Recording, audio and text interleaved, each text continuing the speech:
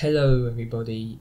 What we're gonna do right now is a off the cuff sort of video.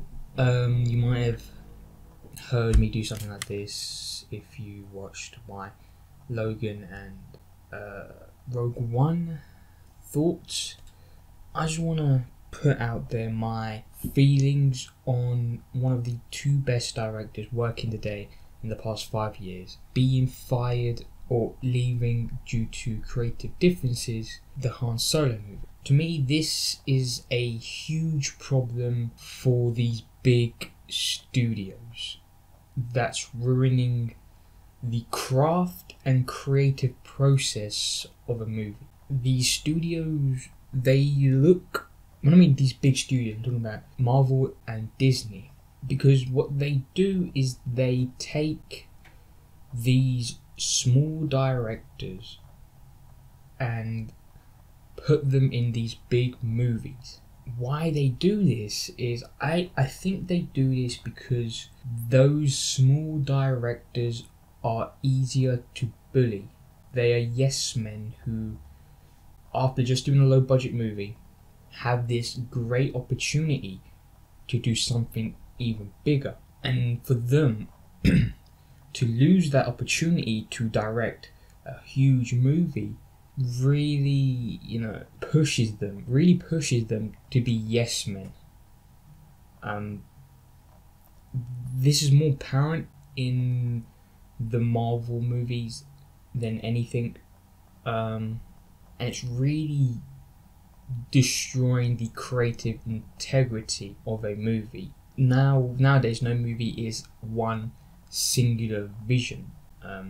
Most of these big budget movies, your Fast and Furious, your Star Wars, your comic book movies, they are all made by suits in a boardroom.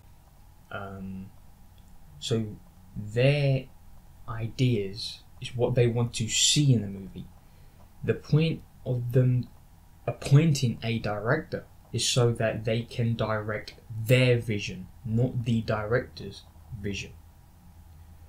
Film obviously is a collaborative project, a collaborative art form. You need so many different people, so many different skill sets to make one film.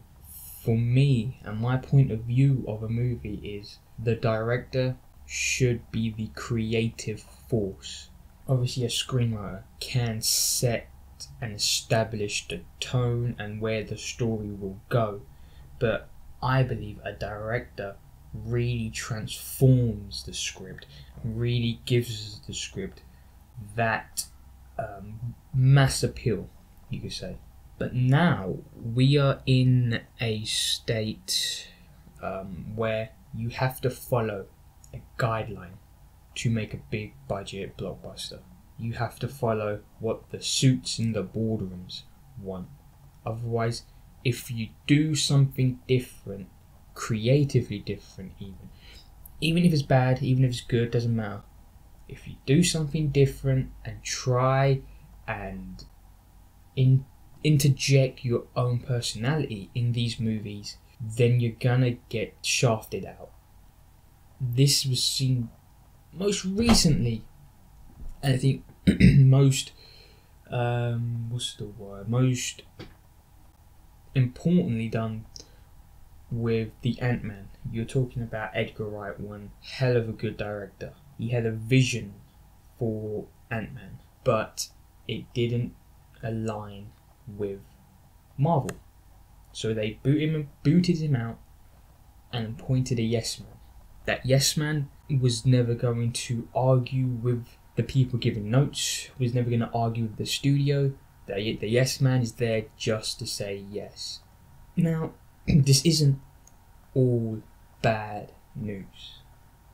You look at somewhere maybe recently with probably Wonder Woman, which I haven't actually seen, but by the reviews and the remarks, Wonder Woman, someone like Patty Jenkins, who probably maybe don't know too much, had a vision, but we got to remember she wasn't first choice. You also got to look at Rogue One, where Gareth Edwards had a vision, but the studio, I don't think, was fully on board with it and brought over Tony Gilroy to do reshoots. That is a big problem, I think, in movies. But, there is a huge but. The way movies are now, with the universe, where studios want their own universe, I think what's gonna happen is directors have to adapt. Which, when you're talking about art, it's not that great to say. An artist has to adapt. But that is what it is. The universe, the studio universe, is a evolution of cinema.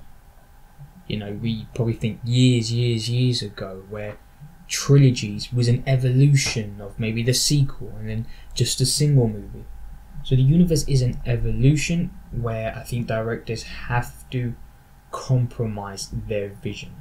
And with the loss of Phil Lord and Chris Miller, you are losing, but Star Wars is losing a voice, a real voice in cinema. Some two upcoming directors that have their own personality. Now, what I expect from Han Solo movie is a standard, not that exciting, plain movie. But before, I was really actually excited to see what Phil Lord and Chris Miller could do. And now that they are gone, there's not that enticement. Because I think this is, for a lot of people, no one cares about Han Solo's past. We just care about what we know and what we think to know. I think the biggest appeal for that movie was Phil Lord and Chris Miller and what they could interject in the Star Wars universe. What creativity they can put into it. But now that they're gone, it's a disappointment, and I think this is going to be a trend. You look at DC and The Flash. How many directors has it been so far? 4 maybe? They're saying Phil Lord, Chris Miller could come in, but they're probably going to leave because creative difference. The point of this video is me just babbling on. Basically, we are at a point in movies where there is no singular vision. Only a rare circumstances do we see that singular vision. And how many times do we get that vision and think, wow, that is fantastic. That's it. There wasn't even a point. This was just me rambling about my disappointment of the creative differences. It's just a shame because, you know, when's it going to be you get someone like a Spielberg or a Scorsese to do a comic book movie, but then you have to kick them out because they don't fit your as in the studio's ideas. That's when it would get really sad. But at this time, I think at this moment we need another voice, just so that these movies don't blend to be the same. Yeah, that's it. That's my point. That's my argument.